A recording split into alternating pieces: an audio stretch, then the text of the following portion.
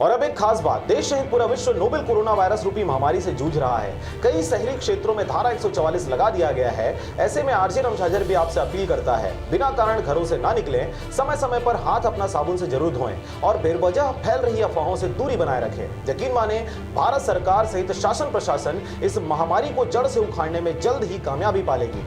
धन्यवाद।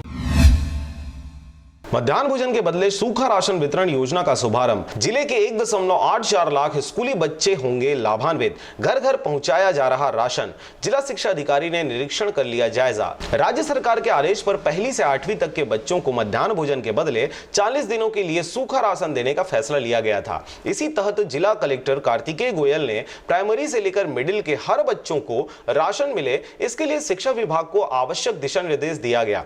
जिला शिक्षा अधिकारी R.K. वर्मा ने बताया कि हमारे जिले में शिक्षकों के नेतृत्व में स्व सहायता समूहों के माध्यम से सूखा राशन का वितरण घर घर जाकर किया जा रहा है। प्राथमिक स्कूल के प्रति बच्चे को 4 किलोग्राम चावल एवं 800 ग्राम दाल दिया जा रहा है। ठीक उसी तरह मिडिल स्कूल के बच्चों को 6 किलोग्राम चावल एवं 1 किलो 200 ग्राम दाल दिया जाना है। उन्होंने बताया कि हमारे जिले में प्राथमिक स्कूलों की संख्या 1192 है, जिसमें 1,13,686 छात्र पढ़ रहे हैं। इसी तरह मिडिल के 638 स्कूल हैं, जिसमें 71,039 छात्र पढ़ रहे हैं। प्राथमिक और मिडिल स्कूल कुल 1,84,725 छात्र हैं। इनमें से आज शाम तक प्राथमिक एवं मिडिल स्कूल के कुल 1,22,964 छात्रों को घर घर में जाकर राशन प्रदान किया जा चुका है। बचे हुए बच्चों को आने वाले 3 से 4 दिनों तक 100% वितरण कर लक्ष्य रखा गया है। साथ ही उन्होंने बच्चों के घर में पढ़ाई के बारे में भी पूछताछ किया जाना बताया। इसके साथ ही उन्होंने कोरोना वायरस से बचने की जानकारी दिया।